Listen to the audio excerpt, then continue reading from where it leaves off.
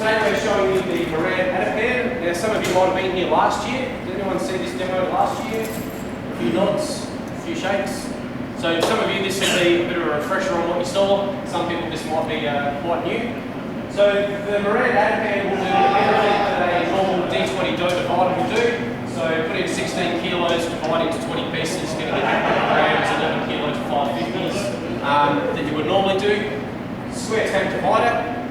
What we're able to do is we have a soft dough setting, so we can actually change it from the normal pressure, which you get a full force grab and press our dough piece out.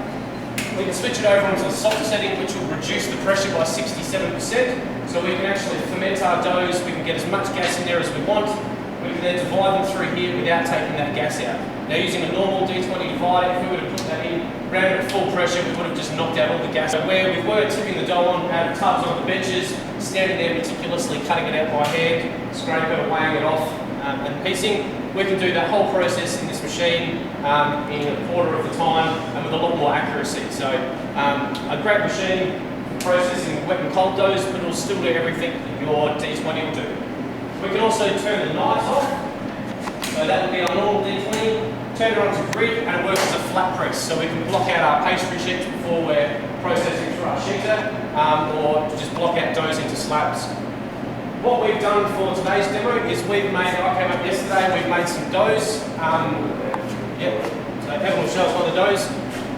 We've mixed them up yesterday. They're all very, very basic recipes. 100% flour, 2% salt, 0.4% dry yeast. The white one has 87% water, and the white rye has 84% water. So they're very wet doughs. If we were to try and handle these on the bench, it'd be very difficult for us to handle. First year apprentice or the unskilled labour would really struggle to pick this up and get it on the tray without distorting the shape. If so, at any stage, if anyone wants to come up, touch, feel, play, very informal demo. So the dough's sat on the bench out of the mixer, sat for 1 hour. We've given it a book fold, sits for 1 hour, and then goes into the retarder. Sits in the retarder anywhere from 12 to 72 hours. So we've done testing where we've made a large dough and we've processed every 2 hours through to 72 hours. And we can get the same result after 72 hours as we can get after 12 hours. So in a bakery operation, it means that we can mix our doughs from 20 minutes when we know we need more bread. We can process through there, 20 minutes later we've got it out the oven. There's no recovery time on these doughs. We put it straight from the divider, straight into the oven. So the dough is 4 degrees when it hits those stones, because all of the fermentation has happened before it's gone into the retarder. This one first, what goes in. If anyone has any questions, please just shout out as we go along. So there's obviously your normal D20. What you'll find with the square barrel versus the round barrel, square barrel gives us exactly the same shaped pieces. Round barrel you'll either have some sort of half or quarter pie shaped ones and some slightly wedge shaped, or you'll have the wedges around the outside and the four in the middle. What we're getting out of this is exactly the same pieces that we're presenting to the moulder. So we get exactly the same shape going through, exactly the same size are coming out. So we obviously got the cloth that goes between it. And this is your baguette shape. We've got a 10 one here. You can also get an 8. Goes along. Supposed to sit up. Yep. It's obviously just got a flour, dusting the flour underneath. Sorry guys. Yeah, all of these grids, any way that you can divide that rectangle into 2, 4, 6, 8, 10, 30, 40, 60 pieces, there is grids available for all those different sizes. So for bakeries that are currently making a product range that's 12 centimetres by 7 centimetres, there'll be a grid that's already that size. So you can see the bubbles and the gas in there. On the soft press, it's just going to flatten it out a little bit to the edges, but it's not actually going to degas and take that away from it.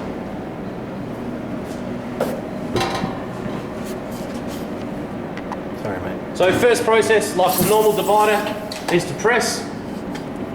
We then lift the lid. Always take the pressure off your divider, otherwise you'll start grinding away at the lock. Former comes over the top. And we obviously got to use 2 hands too guys, so the green button on the side. Brings up. That's now cut it into 10 baguettes. What this grid does with the corrugation to the bottom plate and then the shape of the teeth on the top is it actually pinches the side of the dough. So for the baguettes, if we were to cut them with a scraper by hand, we'd have that really open side structure to the product. This will actually allow it to pinch off and if Evan wants to open it back up. Yeah, again. it even pushes it into the middle, so you actually get more gas going into it, and that's why you'll see all this open air bubbles cell structure inside. It's purposely designed to do that. If anyone wants to have a feel of these, you can. Have a look when it goes on. As you'll see, there's still a lot of air trapped inside. Perfect. So if you have a look at the actual side of the product, you'll see that it's actually pinched the side rather than cut it through with a scraper. Feel free to touch the dough, it's still very gassy, very airy. So we've left all those bubbles in it, we've spent all that time yesterday putting in.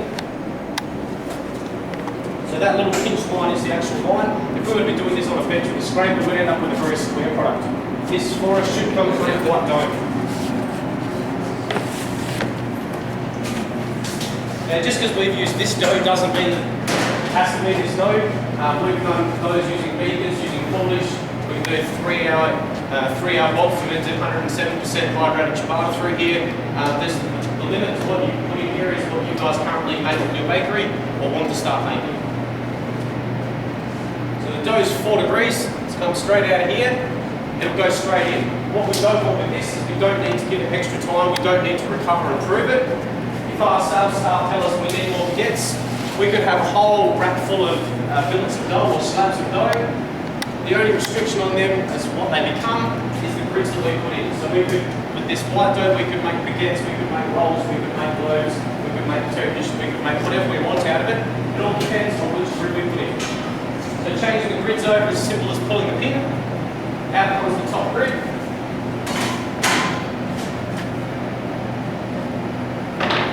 We turn over the base plate because we want to use a flat product now.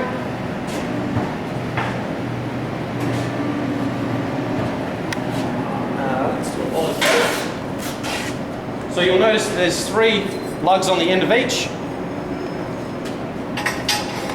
Slides into the 2 at the back and 1 at the front. We're ready to go with another product. What I'll do, I'll put this one in first. Yep. Once I put it in too, guys, just want you to have a look at the size, the height of them, and just have a look how much oven spring you actually get out of it. Remembering this is going in at 4 degrees. And you may have noticed that we've got the ovens at 260 degrees. Yes, on the steam. Get part that all into place to get them to kick. We're not putting dough at 28 degrees out of our proover or whatever it might be at room temperature. We're putting it at 4 degrees. We're trying to get that point going in half. We haven't used these ovens before. These aren't ovens that we represent. So we may do a little bit of playing with the temp settings after this first batch has gone through. And generally 260 for about 18 to 20 minutes is generally a pretty good place to be. So if we needed more baguettes, in about 24 minutes, we can have fresh hot baguettes or ciabatta or rolls or whatever it might be out in the shop.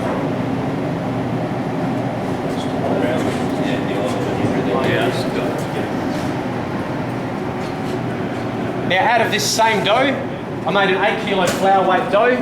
What I then did with that is I did 2 slabs of plain. I took 1 3.5 kilo piece and added olives to it, which is the one we've got here, and then another 3.5 kilo piece I added cheese and bacon to. So same dough, mixed the same, I've just back mixed different flavours into it.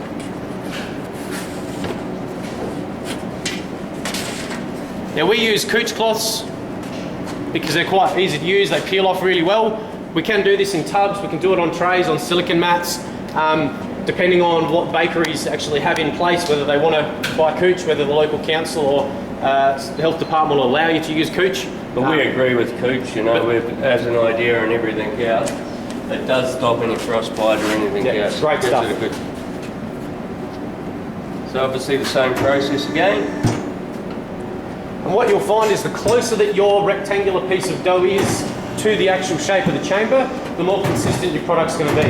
If I was trying to put a piece of dough into it that was this size, I'd actually have to work that and stretch it quite hard to get it out to the corners. So when we actually do our doughs up, we try and lay them out to being around about the same size as the slab. So this is a 10-piece cutter. A lot of guys will use this for their ciabattas or for their turkey spread sort of thing. So all of our dough slabs today are around about 3.5 kilos, 3.6. If you wanted a larger piece of dough with a lot more height, put 5 kilos in. If If you want a smaller piece, put 2.5 kilos in. It's just a matter of what it is that you want to do in your bakery and what your customers want.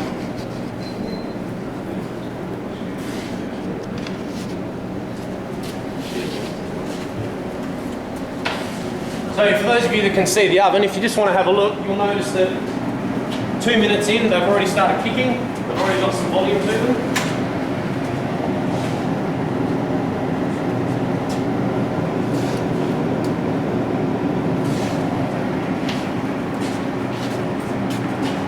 Yeah, they've kicked well. Now we've done all sorts of things with nuts, with curry and raisin, walnut and date, whatever it might be. The whole process right through here.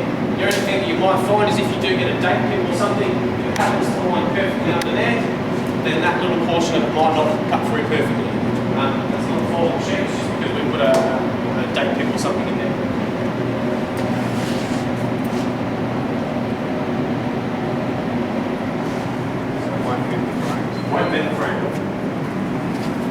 I'll put them in this one behind you now.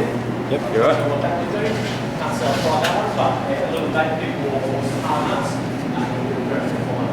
It will cut through the date pin, it probably won't cut through the perfect. Then we have the middle of the just then through the straight.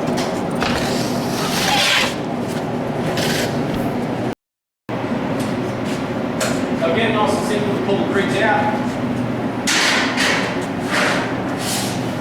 So that was a 10-piece, this is the 30-piece roll cutter. We also have over here, so this is then a 40-piece roll cutter. So you'll notice it's just a little bit smaller again. Then there's 50-piece, 60-piece. So depending on what size product you want, depends on the grids that you would order with the machine. The grids aren't that expensive, so down the track, if you did have one of these and wanted to expand your range, it's not hard to just purchase another couple of these grids.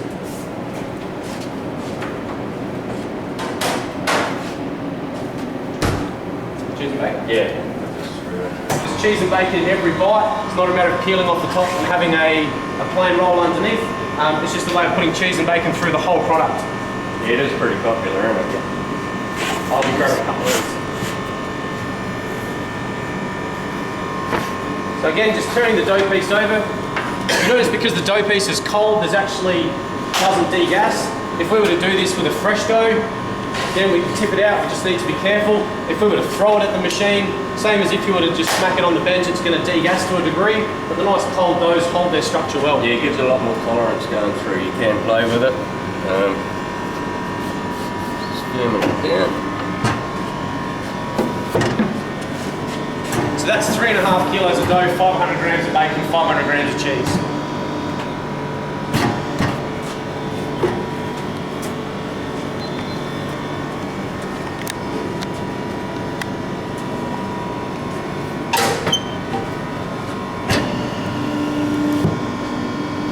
So this product just naturally won't be as aerated as the other ones because we've imparted a whole lot of cheese and bacon, fat and salt through the product, so it's not going to open up as much as we would expect with a plain product.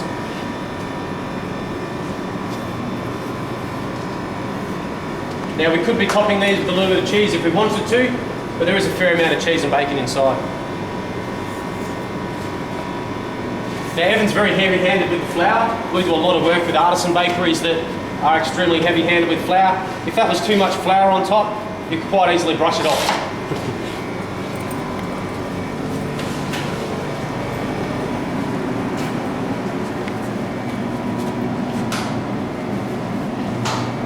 Both sides open, air compressor, blow it out the other side, vacuum, we can clean it out quite easily. One of the things that I love about this, and for anyone that's ever broken the head on their divider, it's a very expensive thing to break and then to repair. The vast majority of dividers on the market, you break the head, you take the whole thing out, throw it in the bin, and you put a whole new one in. Really expensive. If you break one of these plates, they all come apart individually, so you crack that, then you just buy that. This then comes apart again.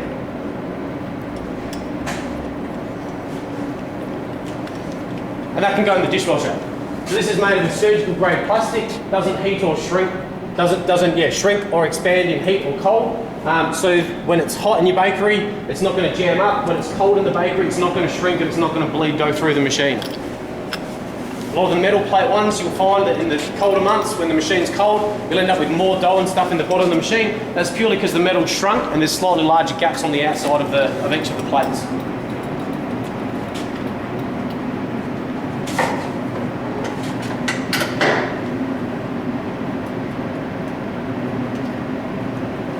So as far as cleaning, we don't use oil on dividers. We don't want to use oil because oil and flour makes a horrible goopy mess. Using flour, when we go to clean it, all we're cleaning out is flour. We haven't got some gluey mess that actually needs to be washed out. All of the electrical component is encased in these boxes, so that's not going to get damaged with flour or an excess build-up.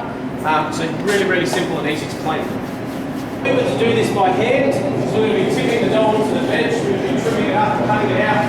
It'll take us a lot longer to do and to process. Again, we get similar shape sizes, so the pieces are uniform and even, and a lot easier to operate. We've done a lot of testing with these doughs where we've also put in a blast freezing process. So what we're finding in France, where sort of this concept, I suppose, originates, is that there's bakeries setting up a centralised production factory. So they'll have machinery that's producing slabs of dough at 3.5 kilos. Once they produce their slabs, they'll put them through a blast freezing process into freezer storage, and then they'll distribute them out to their bakeries.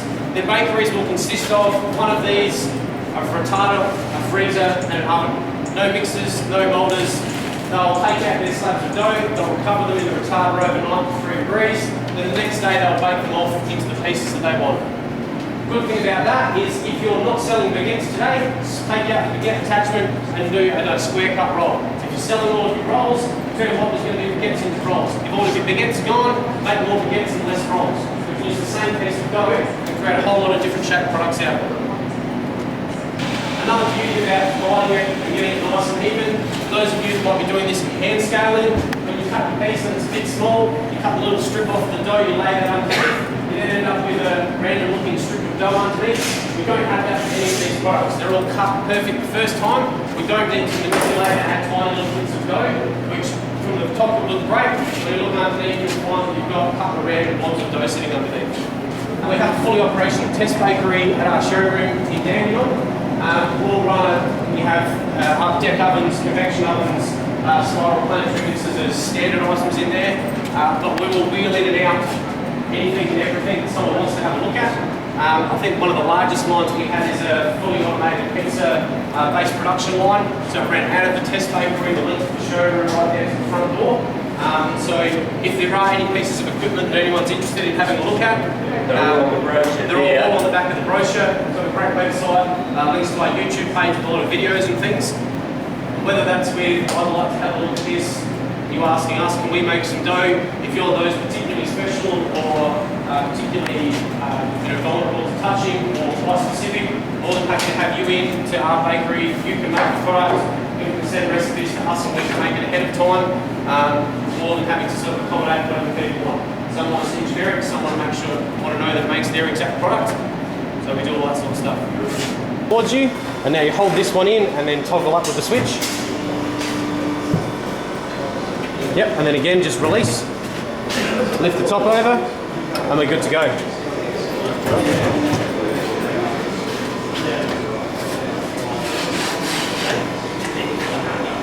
So in a production, if we were smashing these products out and really wanted to work the machine to its capabilities, that mat that's underneath, we put that on top of the board here. As you've done your first press, you slide that across, someone else can be traying up, you put another mat down, while they're doing this traying up, you can be pressing another one.